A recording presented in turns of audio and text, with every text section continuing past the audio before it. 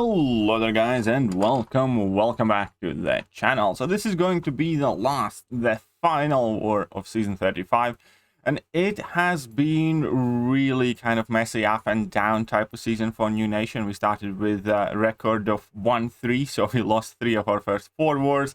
Then we went on a winning streak, got up to as high as like 5th or 6th globally, I believe, and then War 11, we matched Jedi Knights, which was a very close war, but unfortunately we lost that one.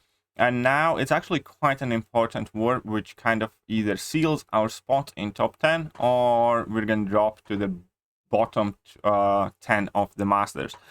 So this war, I'm going to be back on path 9s again. I'm going to be using Kingpin and Nimrod, who's there for the synergy this time around. And we're going to see how it goes. So we're up against GT40, obviously. The strongest Alliance War alliance currently, and it's a huge task, and we got basically the strongest opponent possible for the final war, which obviously just kind of seems we can't catch a break this season. But either way, so here are the fights, and this fight I did quite early in the morning, and I must say it goes sideways and quick. I practiced it, because the key for this fight is kind of to bait out Mordo's heavy attack without triggering dexterity. I also must say, I probably did this fight earlier in the morning than I'm typically used to doing my fights. But I did want to open up the right side as early as possible, because I don't like when people are waiting for me. Either way, this is a rank 4 Mordo as well. The plan here is Kingpin, bait out a heavy attack, dex nice and early without triggering dexterity buff, and then go in and punish, and he should go down quite quickly. So here we can see that I dex fine the first heavy attack, I go for combo, and here I trigger precision. Luckily, I recognized myself that I had triggered the precision, and I just waited out the timer. At this point in the fight is perfectly fine.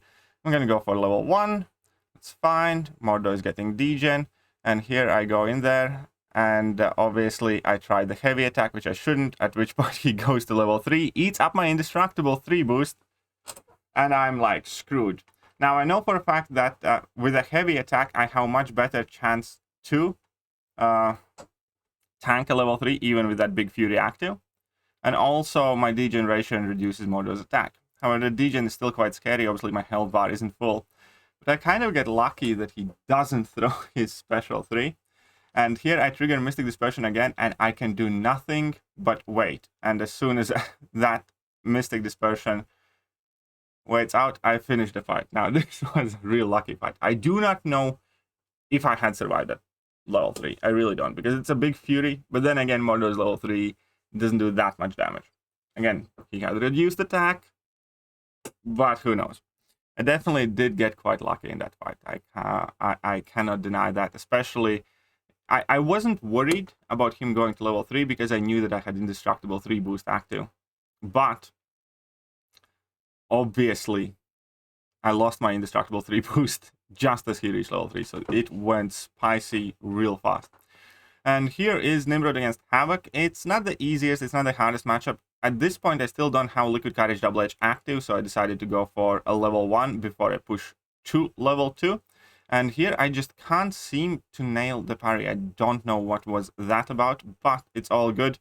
And here I notice that I'm running out of armor ups. Luckily, I do get a couple more as I land some parries, and everything's fine once again. I waited out the Incinerate phase. I dropped my level 2. He still has Energy Vulnerability active. That's because my Nimrod is SIG 200, and that Energy Vulnerability lasts longer. And unfortunately, the level 2 still didn't quite finish the job, but it's obviously Nimrod against Mutant. This is, again, a very, very scruffy fight, but it's all fine. It's all good. We got through that one. And here I'm going to need to heal up my Kingpin slightly. So I had 1 team potion in overflow, which I purchased by accident, and then I'm going to use some of the smaller potions here just to top off Kingpin, because I also need to deal with this Vision Arcus. And be applying another invulnerability boost here, because there is a very legitimate possibility that Vision Arcus is going to get his level 3. Also, because of Schadenfreude, hits Cold Snap, whenever it will be active, is going to be dealing a ton of damage. So I do want to throw my level 1 as quickly as possible to kind of mitigate that slightly. And other than that, the fight plan is just kind of get out of this as quickly as possible. And I have 2 overpower buffs here. Now they have fixed the overpower buff scaling, which is obviously super helpful. And here we can see that a single combo did so much damage. The entire fight lasted 20 seconds. The fight that I was kind of worried most... Now, actually, Mordo fight was probably slightly more worrisome. But the Division Arcus fight was a bit scary too. And Kingpin just brutalized that fight as well. Now I need to wait for that Void to go down. Actually, I needed to wait for the boss to go down. Meanwhile, a cool thing did happen. And my Gore got 2nd kill in 2 wars against top tier alliances. So that kind of made me chuckle. I think these are the only 2 kills my defenders have gotten this season. And for Gore to get... Because I just ranked him up before the last war. So I have placed him on defense for 2 wars and he has gotten 2 kills, which I am super happy about that. Either way, now this is quite literally the last fights of New Nation for the season. And boss has gone down, because that was the plan there always for me to wait, so I don't need to deal with Mystic Dispersion when it goes up against Man-Thing. I'm going to use Indestructible 3 boost as well, because why not? The season's over. We're going to have time to restock our boosts. And here the plan is very simple. Bait out heavy attacks and just whack him in the face. That's about it. Hazard shift is not a major factor, especially with the Hood synergy. And then on top of that, the degeneration lowers their ability accuracy quite significantly. And again, notice that I hardly get any debuffs from Hazard shift with Kingpin anyways. And the only thing that I kind of need to keep an eye out for here is the Mystic Dispersion when it comes to the postules.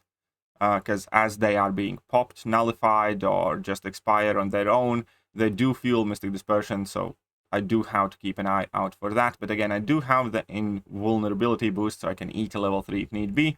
And here we can see that the Man-Thing is at 1%, and this fight went pretty much super smooth. Since the previous fights, I had also spec'd Liquid Courage Double Edge, even though for Kingpin, it really doesn't matter all that much, but also I knew because of Hazard Shift, I would be very quickly converting that Poison and Bleed from Liquid Courage Double Edge. And I only need to kind of deal with recoil there. And now we have Toad, and Toad fights are always fairly straightforward with Nimrod.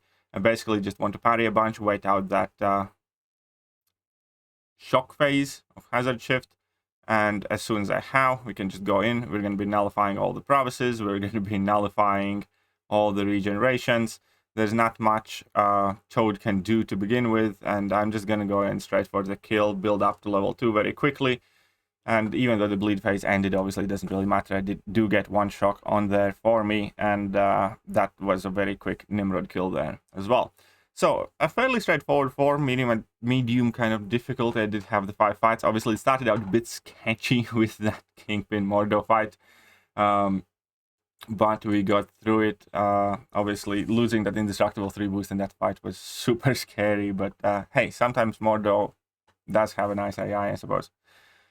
And on kind of like a battle group level, we actually have been quite a bit on an amazing streak. In the last 7 wars of the season, our battle group had only died twice. And if you're looking at battle group, we did actually win out against GT40 battle group. So that's very, very cool. So we have had 5 0-death wars within our last 7 wars. Or even without last 6. Something like that. I think within our last 7 wars, we had 5 deathless wars, which means that BG3 definitely has been in a very, very good streak. And huge thank you, obviously, to officers, to White Mami and Finn, who are doing the planning for our battle group. They're doing an amazing job right here. And it has been, you know, a very solid finish for our battle group. Unfortunately, when it comes to war totally, we gave up 4 deaths quite early on in the war, and it was 0-4, which is also one of the reasons why I kind of did the fights early in the morning. I should not have done that. It's a very bad thing to do always, but at that point when we were 0-4 against GT40, kind of knew, you know, that we're not going to be winning this war. And in some ways it's good, takes away like the stress, but obviously it is kind of shitty feeling. Either way, they did die a couple of times since then, but they are winning on time as well, so they would have to die 3 times in last 12 fights for us to win this war, which, you know, is not likely gonna happen. But that's the season, so we're probably gonna finish somewhere in Masters, more than likely in spot 11th to 20, somewhere there. Doubtful that we're gonna end up in top 10. But who knows? You never know what happens with the seasons. Maybe a dock or two can help us out here. But yeah, this season is finally over. Quite happy with that. And looking forward to new Alliance War announcement. 100% want to see what's going to be changing in Alliance War. And with that, obviously looking forward to the next season much more than I did anticipate this one. Let me know how did your seasons went, guys. Where did you place? Are you happy with the current state of Alliance War? Are you looking forward to the new season, to the new changes, everything else? And yeah, that's it for this video. I hope you guys enjoyed it, and I'm gonna catch you guys soon. See ya.